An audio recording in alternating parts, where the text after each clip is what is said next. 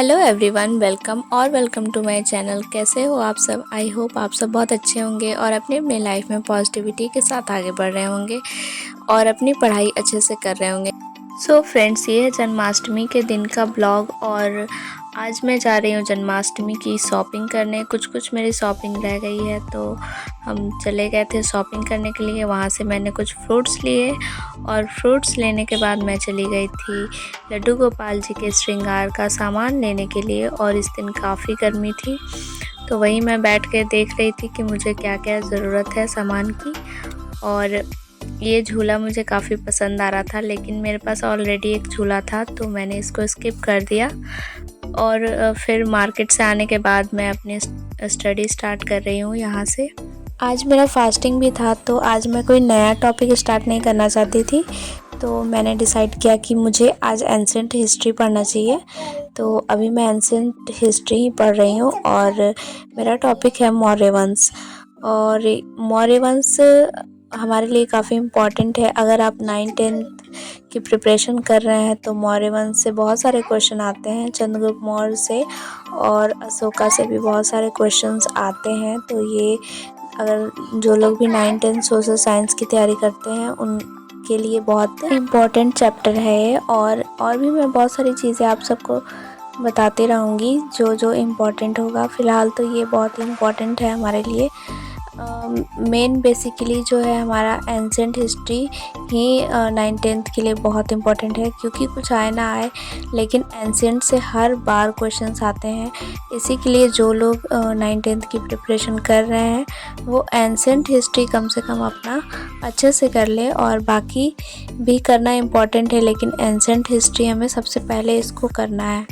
अब तो समय भी कम बचा है, पता नहीं कब नोटिफिकेशन आ जाए, क्योंकि बहुत सारे लोग बोल रहे हैं कि सितंबर में नोटिफिकेशन आ जाएगा और एग्ज़ाम भी बहुत जल्दी हो जाएंगे। तो हमें प्रिपरेशन काफ़ी तेज़ी में करनी होगी। मेरे पास समय बहुत लिमिटेड होता है, लेकिन इसी लिमिटेड समय में मैं अपनी प्रिपरेशन अच्छे से करने की कोशिश करती हूँ। फ़िलहाल मेरी स्टडीज़ में काफ़ी ब्रेक लग रहे हैं क्योंकि मेरे बेटे को वायरल फ़ीवर हो गया है और वायरल फ़ीवर जल्दी नहीं जाता है।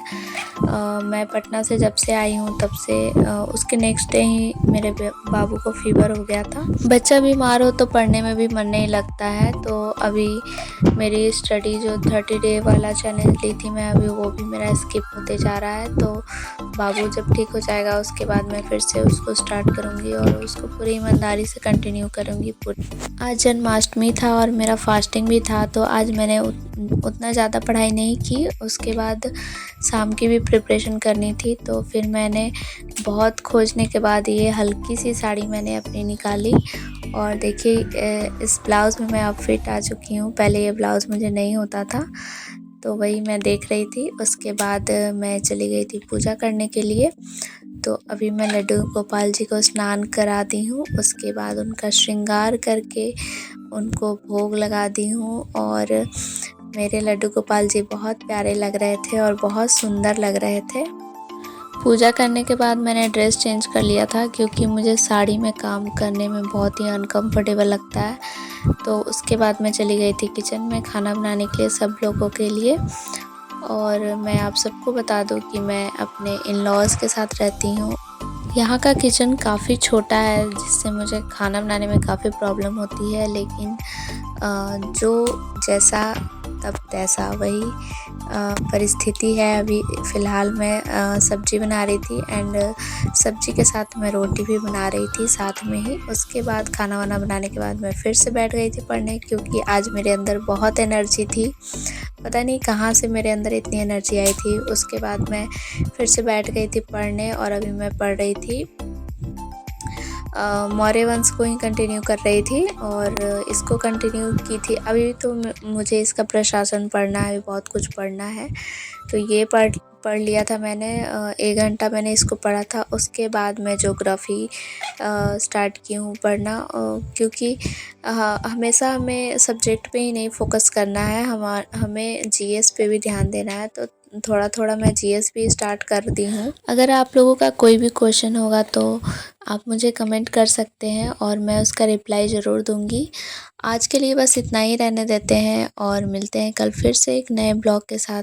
यहाँ तक देखने के लिए आप सबका तहे दिल से धन्यवाद और आप सभी का दिन शुभ हो और मंगलमय हो।